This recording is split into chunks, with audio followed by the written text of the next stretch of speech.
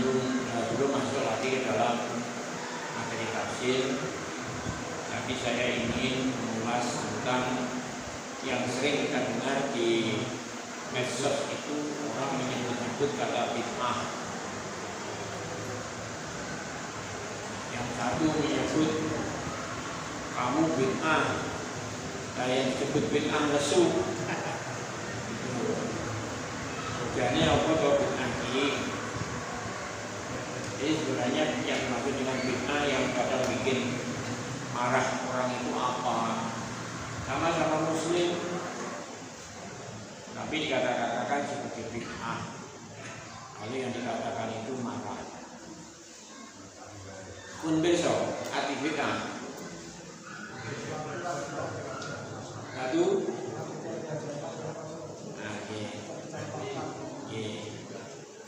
Bid'ah itu kalau menggunakan bahasa kita ini mengadakan sesuatu yang baru atau yang namanya kreasi. Dari kata kreasi. Kalau menggunakan bahasa syariah, yang disebut bid'ah itu adalah sesuatu yang tidak ada contohnya dari Rasulullah. Itu bid'ah.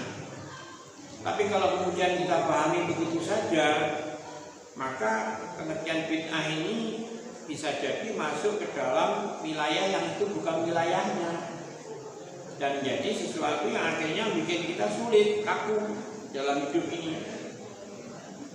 Nah, maka bid'ah yang dimaksud dalam syariat itu adalah bid'ah mengada-ngadakan sesuatu yang baru yang tidak ada contohnya dari Rasul, atau boleh jadi mengubah, menambah, mengurangi sesuatu yang ada contohnya dari Rasul. Ya sama saja tentunya, tidak ada contoh, tidak ada tambahan, tidak ada pengurangan dari Rasulnya. Ini yang maksud bid'ah dalam ibadah. Jadi yang dilarang untuk diadakan atau untuk ditambahkan itu kalau berkaitan dengan yang namanya ibadah. Nah, hidup kita ini meliputi ibadah, tetapi juga meliputi muamalah. Nah, dalam muamalah banyak sekali bid'ah yang kita pakai. Lalu dimunculkan kata-kata dolalah, kullu bid'atin dolalah, wa kullu dolalatin bin. Nah, setiap bid'ah itu dolalah, kesesatan, dan setiap kesesatan di dalam neraka. Walaupun di situ dikatakan kullu, tetapi mestinya bisa dibatasi bahwa yang dimaksud bid'ah itu adalah yang berkenaan dengan ibadah. Nah, wong gawe HP ini ora enek zamane Rasul. Apa bid'ah kalau itu? Bid'ah. Tapi bid'ah secara bahasa, dan itu bukan yang dimaksud dolalah. Pakai ini ya bid'ah. Pakai komputer ya bid'ah. Pakai kopiah ini ya bid'ah. Dan kabeh didolalah ini kabeh ning neraka mek gara-gara kopiah tok. Jadi harus berbatas. Dalam pengertian bahasa itu luas, tetapi dalam pengertian syariah hanya ditujukan pada hal yang berkenaan dengan ibadah. Jadi ini harus kita pahami. Nah, dalam hal ibadah itu memang sumbernya harus Rasul. Tetapi dalam hal di luar ibadah, dalam hal muamalah, maka Rasul sendiri yang memberikan kepada kita, manusia ini, dikatakan kita lebih tahu dengan urusan kita di dunia kita ini. Nah, dalam urusan dengan dunia kita ini, maka banyak sekali bid'ah yang muncul. Nah, tapi ini bukan bid'ah di dalam ibadah. Ada tahunya. Jadi harus kita pahami. Nah, ada beberapa hadis yang mungkin bisa kita baca. Dalam riwayat Muslim dari Anas, Nabiya sallallahu alaihi wasallam marra biqaumin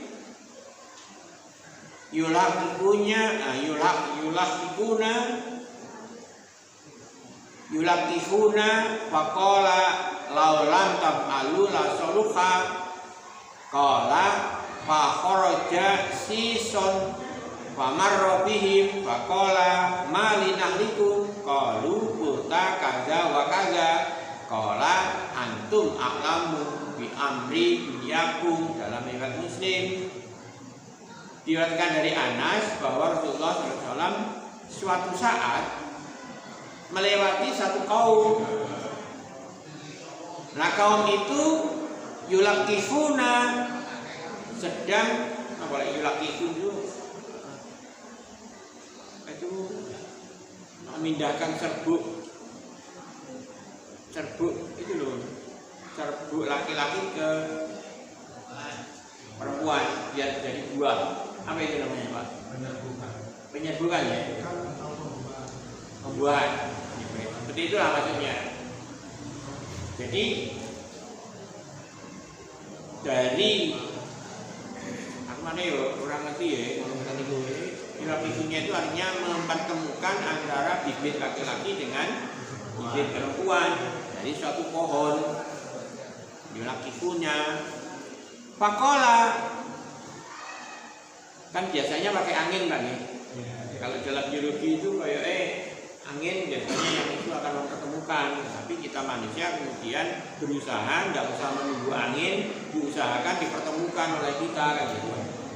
Nah, faqala, maka Rasulullah kemudian melihat apa yang dilakukan oleh orang-orang itu, lalu beliau berkata, laulam taf'alu, kalau seandainya saja kamu tidak melakukan hal itu, lasaluha, tentu akan baik.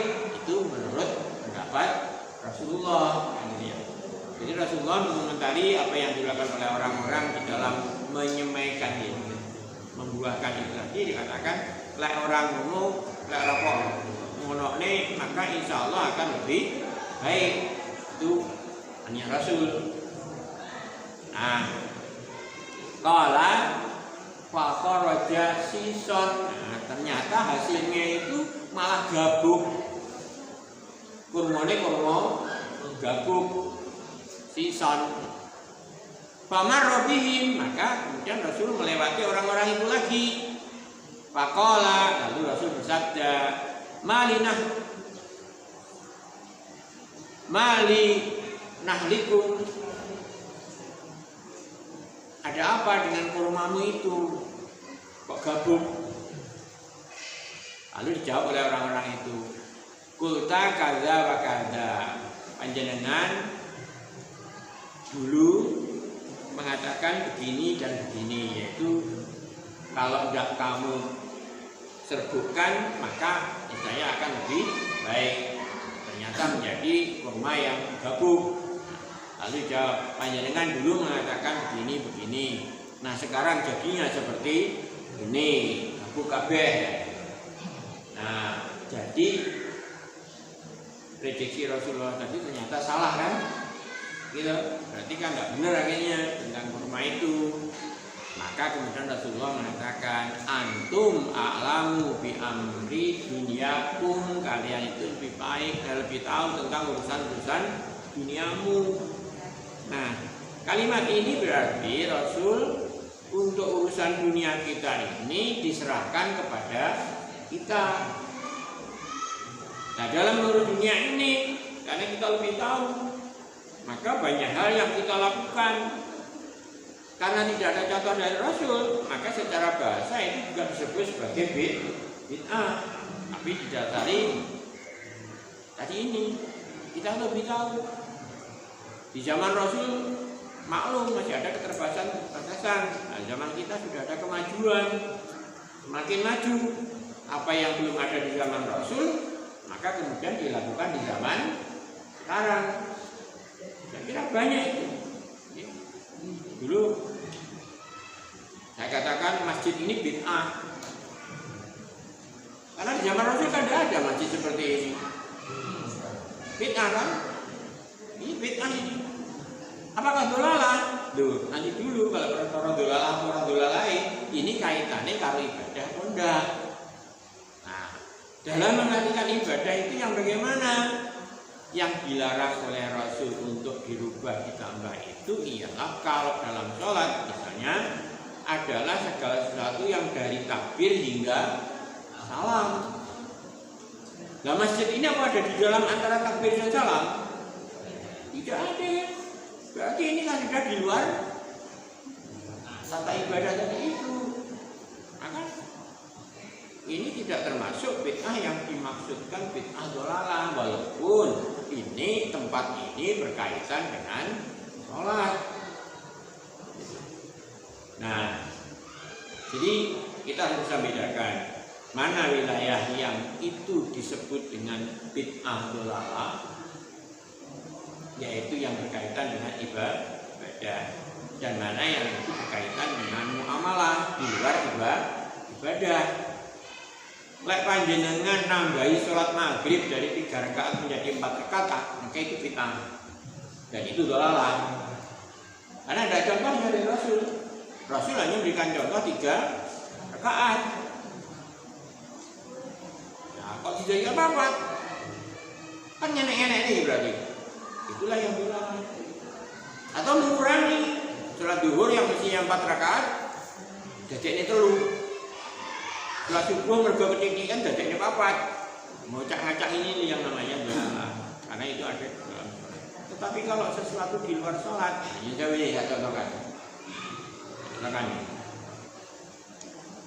Nanti supaya tidak ini, tidak saling salah menyalahkan, karena kita saling paham.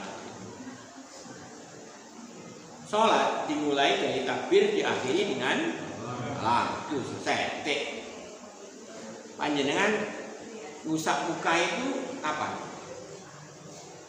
Setelah salam apa sebelum salam? Sudah salam loh. Berarti kan sudah selesai kan sholatnya. Nah, ini ngusap muka ini jangan apa-apa nih gitu. Mau ngusap ya monggo, mau tidak ngusap ya monggo. Paham? Lalu misalkan setelah sholat lalu salaman set. Itu terjadi setelah sholat atau di dalam sholat? Setelah sholat. Apa-apa itu setelah sholat. Mek kalau saya nih salaman tidak apa-apa. Ning lek kemudian salamannya terus gue ini mamanya terus balik nungguin malah buat malah bubar kabeh dari tanya ini. Tidak tepat itu. Kalau salamannya tidak jadi masalah, itu sudah di luar sholat. Yang tidak boleh itu lek salaman ketika masih di dalam sholat, belum salam.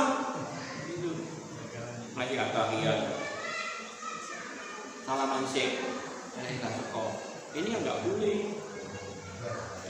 Jadi kita bisa bedakan sholat itu mana rangkaian yang tidak boleh ditambah, dikurang atau diubah itu ialah antara takbir dan salam. Nah, adapun setelah salam berarti sholat sudah selesai.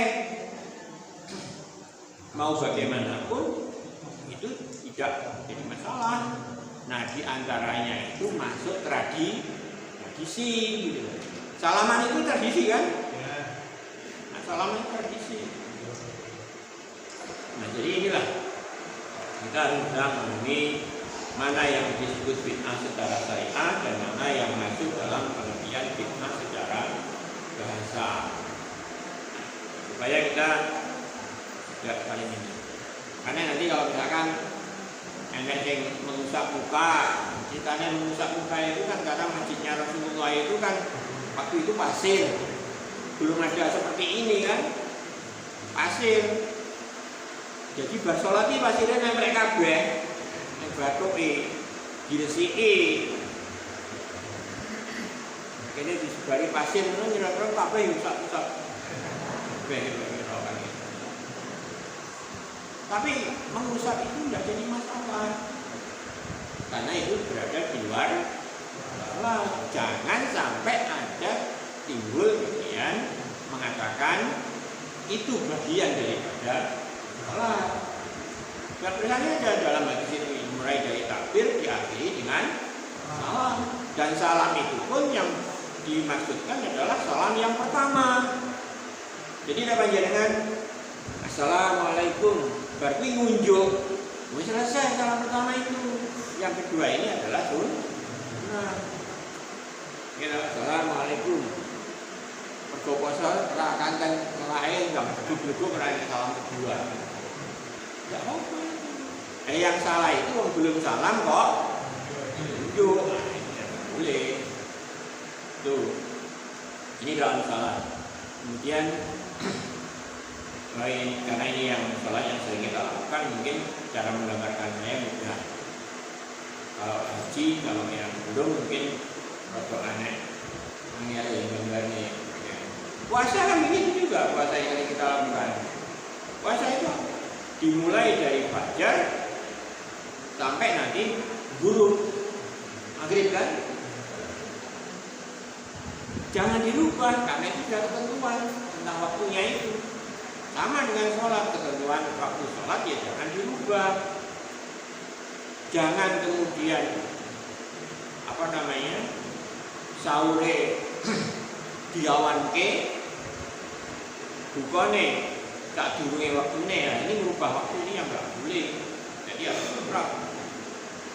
Sama saja dengan kita sholat bukan waktu subuh ini, waktu zuhur ini, asar ini, maghrib ini, isya. Nah, kecuali bila ada penjelasan yang itu membolehkan, yaitu rukhsah, hanya sholat misalkan dalam safar kita diperkenankan untuk meringkas sholat di jamak dan itu boleh pula dikosor gitu ya. Tapi kan rukhsah namanya keringanan itu diberikan kepada yang dianggap mengalami berat. Nah, mengalami berat itu yang bagaimana? Itu ada ketentuannya. Karena itu jamak kosor itu hanya ada pada musafir. Jadi lek panjenengan duduk musafir ya jamak kosor. Itu syaratnya adalah harus safar kok, harus dalam perjalanan. Aneh ini ngaten niku. Apa itu safar? Pokoknya metu kok omah ya safar. Waduh ya, jarane sak kilo wae wis jamak kosor. Kosorne mokel, mergo sak kilo ya. Nah, ini yang terlalu ini kalau. Hadis yang kedua dari Aisyah, Anan Nabiya sallallahu alaihi wasallam sami'a aswatan, ya, Nabi mendengar suara-suara para orang. Faqala, lalu beliau bersabda, "Ma hadza saut?" Suara apa itu? Qalu an-nahlu. Yaitu suara an-nahlun itu kurma. Yu'abbirunaha. Orang-orang sedang sama dengan ini yulaqikunaha, mengawinke. Ya. Faqala, lalu Rasul bersabda, laulam yaf'alu la sholaha. Andaikan saja orang-orang itu tidak mengawinkan, pasti hasilnya lebih baik, kata Rasul itu. Nah, falam yu'abbiru amaidin, maka orang-orang petani kurma itu pada tahun itu tidak mengawinkan kurmanya. Nah, fasara sison, maka kemudian kurmanya itu menjadi gabuk. Pada karulin Nabi Sallallahu Alaihi Wasallam, lalu hal itu disebutkan, disampaikan kepada Nabi Sallallahu Alaihi Wasallam. Faqala, lalu Nabi bersabda, in kana say'an min amri dunyakum fasa'nukum. Kalau sesuatu itu dari urusan duniamu, fasa'nukum bihi, maka di situ tempatmu. Fasa'nukum itu urusanmu. Wa in kana min umuri dinikum, ayat yang tertulis ini. Ada kemudian. Tapi kalau itu untuk urusan agamamu, maka itu untukku. Jadi oleh Rasul sudah dibilang, kalau urusan agama harus bersandar kepada Rasulullah. Ini urusan dunia, sandarnya pada diri kamu sendiri. Ini dalam riwayat Ibnu Majah. Nah, dalam hadis Bukhari tegasnya shollu kama ra'aitumuni sholli. Salatlah sebagaimana kamu melihatku salat. Ini jadi pedoman Quran. Dalam haji kudu anni manasikakum, ambillah dariku ibadah-ibadahmu di dalam haji itu. Jadi ringkasnya, lek urusan dunia diserahkan ke kita masing-masing. Enggak urusan agama itu adalah harus dirujukkan kepada Rasulullah. Tidak boleh kan ini kalau bid'ah. Ada pertanyaan Pak tentang bid'ah ini? Nanti kalian mirang ini sosmed itu, oh bid'ah ini kaya kalau ini mati. Alah, sing ngomongnya ini perkara bid'ah itu. Jangan kita dibuat marah karena kita tidak paham. Setelah paham, kebanyakan yang mengatakan bid'ah ini kadang-kadang melebar pada di luar wilayah yang dimaksud syariat, yaitu di dalam masalah amalan. Seperti yang ada di dalam video itu loh Pak. Kan ada video seorang penumpang, lalu seorang penumpang taksi ketika supir taksinya menyalakan radio suruh matikan. Itu bid'ah. Menyalakan radio bid'ah. Kemudian terakhir supir taksi menerima telepon, lalu diterima teleponnya, katakan itu bid'ah. Kabeh di bid'ah nih. Akhirnya supir taksi ini pegel, medun ke taksi, buka pintunya si penumpang, penumpangnya suruh keluar. Si penumpang marah. Loh, kenapa saya suruh keluar? Taksi ini bid'ah kan. Jadi ini yang mudah-mudahan paham. Bid'ah itu adanya di dalam masalah ibadah, tidak di. Satu contoh yang dibenarkan oleh Rasulullah itu adalah menjadi tradisi kita ketika bulan Syawal nenek-nenek kupatan. Itu bid'ah itu, tetapi kan tidak bertentangan. Jadi sesuatu di luar ibadah sepanjang tidak ada larangan maka itu boleh. Jadi patokannya kalau dalam ibadah di luar ibadah itu enek larangan apa ora? Larangannya boleh. Makan kaca itu ada larangannya enggak? Yang gue ini hadis larangannya hadis yang nyebutnya orang lain makan kocok itu enek. Di pada dasarnya boleh, tetapi menjadi tidak boleh dalam tinjauan lain. Apa? Jangan kamu menjatuhkan dirimu dalam kerusakan, dalam kehancuran. Dalam mana kocok itu ya rusak tenan mulutnya yo, hancur Ini yang menjadi sebabnya tidak dibolehkan dari sudut lain, yaitu menimbulkan kerusakan. Galatul kubiyajiku bila tahlukah. Nah, jadi tidak ada larangan, tapi dari sisi lain kemudian timbul hal-hal yang menjadikannya menjadi terlarang akhirnya, yaitu karena kita menunjukkan ya. Jadi segala sesuatu yang itu adalah bisa menimbulkan kebinasaan, maka Rasulullah mengatakan jangan dilakukan. Galatul kubiyajiku bila tahlukah. Termasuk ini. Maksud ini innal mubadzirina min ikhwanis sayatin. Berarti itu kan larangan secara langsung tidak dibolehkannya at-tabadzur. Apa tabadzur itu? Mubadzir itu apa? Tidak dibolehkan. Berlaku mubadzir itu tidak dibolehkan. Itu tinjauannya adalah karena itu sebagai perbuatan setan. Nah, bentuknya mubadzir punya analisa dewe, kira-kira piye sing bentuknya mubadzir itu. Pokoknya mubadzir intinya tidak dibenarkan. Nah, jadi dalam hal muamalah sangat luas, hanya dibatasi oleh kalau ada larangan. Selama tidak ada larangan, monggo. Makan gulai tak pokoknya asal belum.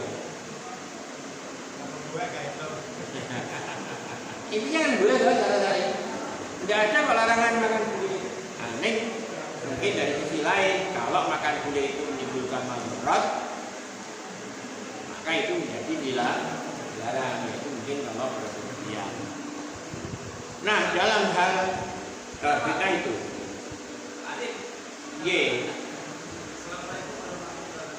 Salam.